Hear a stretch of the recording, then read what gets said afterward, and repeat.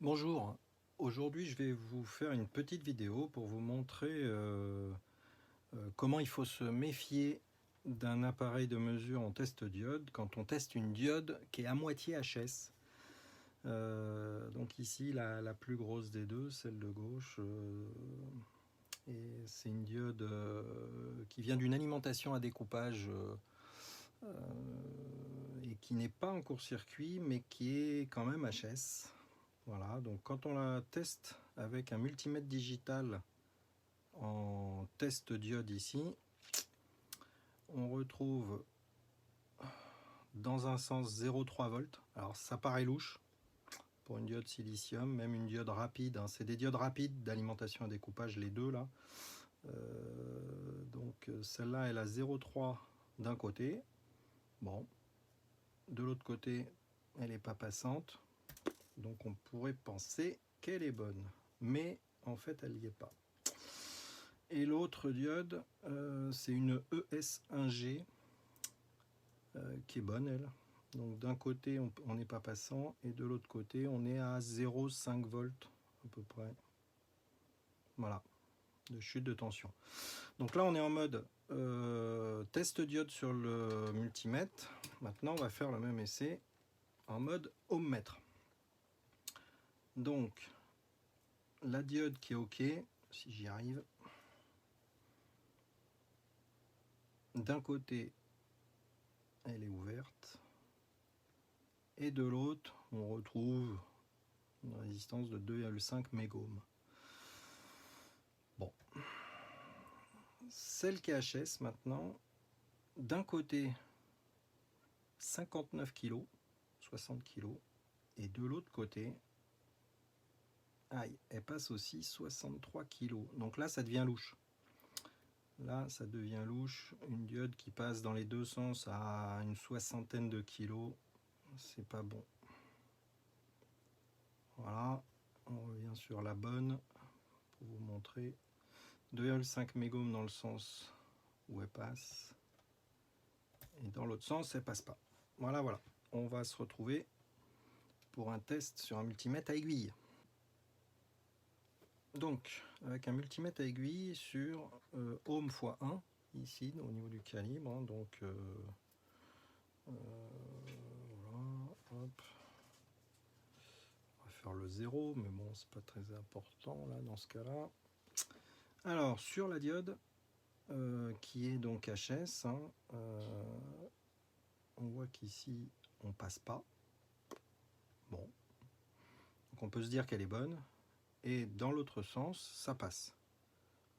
On a 6 ohms, hein, peu importe, mais un côté ça passe, un côté ça passe pas, donc on pourrait dire, tiens, elle est bonne. En fait, hein, je vous le dis, elle n'est pas bonne, hein, cette diode. Hein. Et l'autre diode, celle qui est bonne, elle a un peu plus, elle a une quinzaine d'ohms d'un côté, et elle a rien de l'autre. D'accord ? On augmente la sensibilité, et on passe en x10K ici. Toujours notre diode OK. La diode OK qui est à droite ici, la diode un peu plus grosse, hein, qui est HS. Donc on commence par la diode HS. Ici on passe, on a 20 kg. Et de l'autre côté on passe. Donc vous voyez, selon le calibre qu'on utilise et selon le test qu'on fait, on peut rapidement conclure elle est bonne ou elle n'est pas bonne. Hein. Donc là, elle passe dans les deux sens, elle est morte.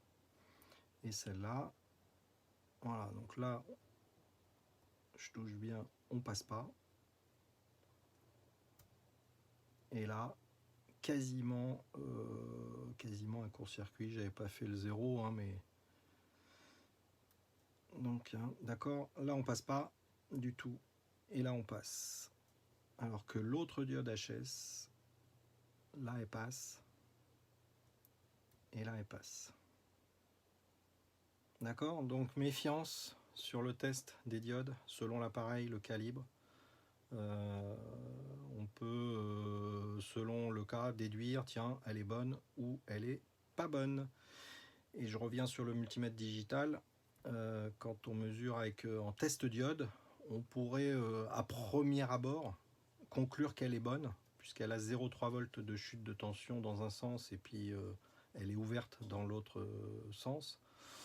Donc se méfier d'un test diode comme ça sur un multimètre digital en mode test diode. Évidemment, si la diode est en court-circuit, on va le voir tout de suite, hein, ça va passer dans les deux sens, on aura 0 volt aux bornes, il n'y aura pas de doute possible. Mais là, là, il peut y avoir doute sur une diode comme ça qui est semi-HS. Voilà. Et puis je vais vous faire un dernier test avec un autre appareil, un appareil multitesteur chinois, on va dire. Voilà.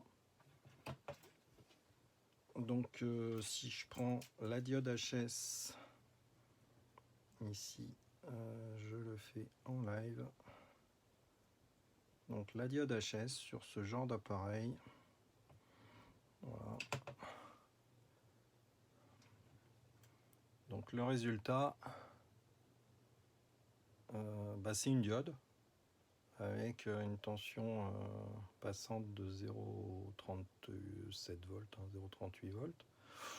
Voilà, conclusion, on pourrait dire, elle est pas trop mal cette diode, hein, mais en fait elle est morte. Et maintenant, je vous mets la petite diode, la plus petite, celle qui est bonne. Et là, on a une diode. Et là, on a une tension à peu près de 0,58, 0,6 volts hein, pour du silicium. On est pas mal. On est pas mal. Voilà. Donc méfiance, d'accord, sur les tests des diodes. Allez, ciao, bye.